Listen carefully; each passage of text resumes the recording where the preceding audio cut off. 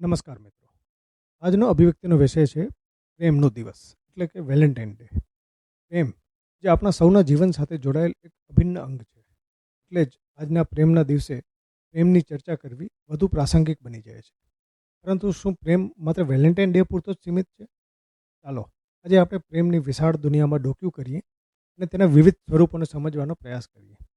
પ્રેમ તો ગમે તે ક્ષણે થઈ શકે છે.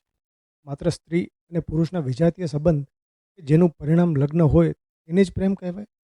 શું પ્રેમનું પરિણામ માત્ર શારીરિક સંબંધ જ છે? મારા મતે પ્રેમ એક કળા છે. પ્રેમ એક લાગણી છે. પ્રેમ અનુભવ છે. પ્રેમ એટલે સમજણ. પ્રેમ એ માતાનો પુત્ર પ્રત્યેનો સ્નેહ છે. પિતાનો પુત્રી માટેનો પ્રેમ છે. ભાઈ બહેન વચ્ચેનો નિસ્વાર્થ સંબંધ છે. મિત્રોની ગાઢ દોસ્તી છે. અને સૌથી મહત્વનો પ્રેમ એટલે કે દેશ પ્રેમ. પ્રેમ એ માત્ર કોઈ વ્યક્તિ પ્રત્યેની આકર્ષણની લાગણી નથી, પરંતુ એક એવી અનુભૂતિ છે જે આપણને બીજા સાથે જોડે છે, આપણને એકબીજાની કાળજી લેવા અને એકબીજાને મદદ કરવા માટે પ્રેરિત કરે છે.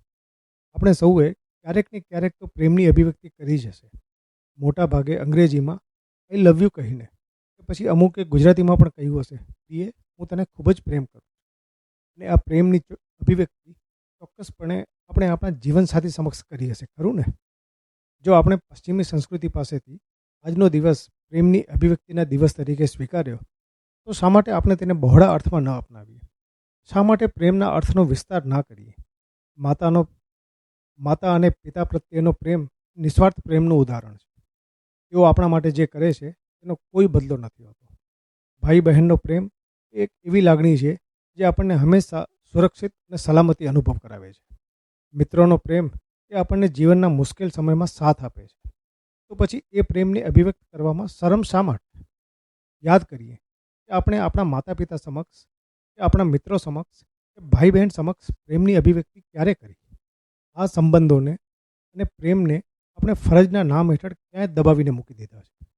તો ચાલો આજે વેલેન્ટાઇન ડે નિમિત્તે આપણે આપણા જીવનના દરેક વ્યક્તિ પ્રત્યેના પ્રેમને વ્યક્ત કરીએ. અને આજે જ્યારે આપણે પ્રેમની વાત કરી રહ્યા છીએ ત્યારે દેશ પ્રેમને કેમ ભૂલીએ? 2019માં આજનો દિવસ ભારતીય સૈન્ય માટે જાણે કાળો દિવસ હતો. 14મી ફેબ્રુઆરી 2019ના દિવસે પુલવામા ખાતે થયેલા આતંકવાદી હુમલામાં આપણા 40થી વધુ સૈનિકો શહીદ થયા હતા. આપણે તેમનું બલિદાન કેમ ભૂલીએ? તેમના દેશપ્રેમને કેમ ભૂલીએ? આવો આજે પ્રેમની અભિવ્યક્તિના આ દિવસે આપણા સૌ પ્રિયજનો સમક્ષ આપણો પ્રેમ અભિવ્યક્ત કરીએ. પ્રેમને માત્ર વસ્તુ તરીકે ન જુઓ. પ્રેમ તો લાગણીની ભાષા છે.